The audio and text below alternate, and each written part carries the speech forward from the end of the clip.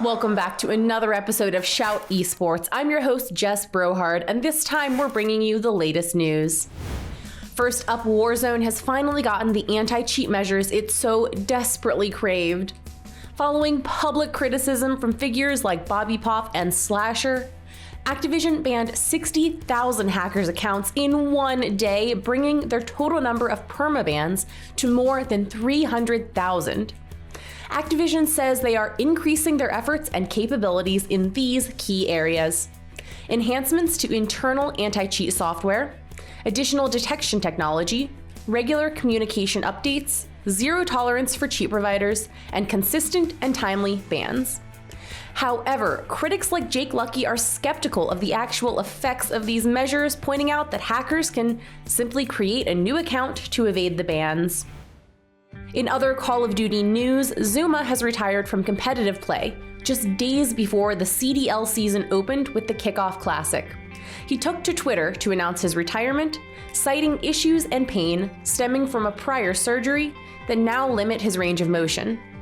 The New York Subliners, the CDL team Zuma played for, immediately called in DiamondCon to replace him, bumping the young gun up from their academy team.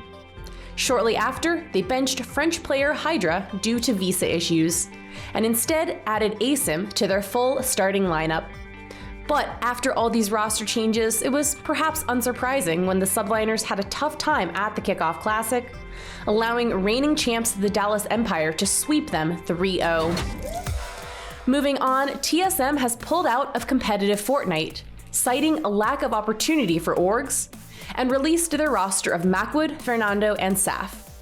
There are still several Fortnite pros signed to TSM that do still actively compete, such as Commandment, Zexro, and Ops, but they don't compete under the TSM banner. The org's exit from competitive Fortnite comes just weeks after Epic Games announced that this year's prize pool would be $20 million, up from $17 million in 2020. An announcement that followed months of speculation surrounding whether or not Fortnite was dying out as an esport due to reduced prize pools. On top of this discussion, TSM president Lena Xu said on her Twitch stream back in April that while Epic Games does, quote, a good job of putting money into the prize pool, overall, they don't believe in esports and don't really have a good relationship with the orgs competing at Fortnite. Well, we've heard what the president of TSM thinks. She doesn't see a lot of lasting potential for Fortnite as an esport, but I want to hear it from the viewers. Is Fortnite one of your favorite esports to watch, or do you think it's on its way out? Tweet me at Jess Brohard and let me know what you think. It's been a good few weeks for women in competitive Valorant.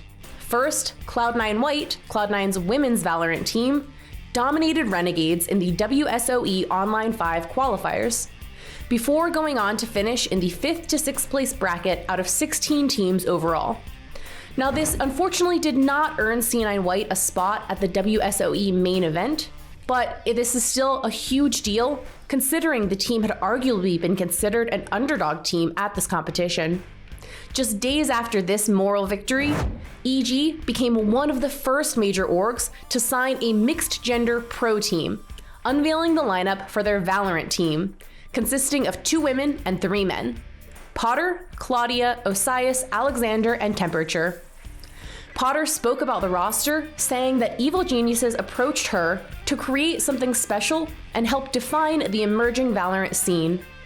They'll soon be tossed into the fray to compete in the Champions Tour against teams with tons of experience, but Potter is unfazed, saying that the most important thing for EG's Valorant squad is growing together as a team by not setting expectations too high right out of the gate.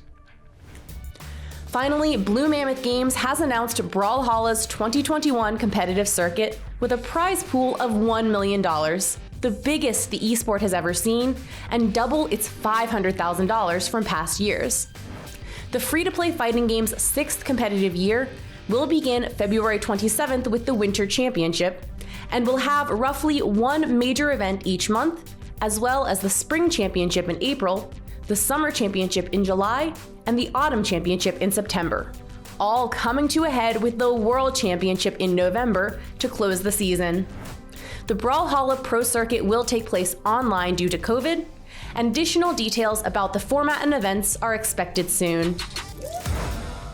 That does it for this episode of Shout Esports, but you can find more videos just like this one at GameInformer.com and on the Game Informer YouTube channel.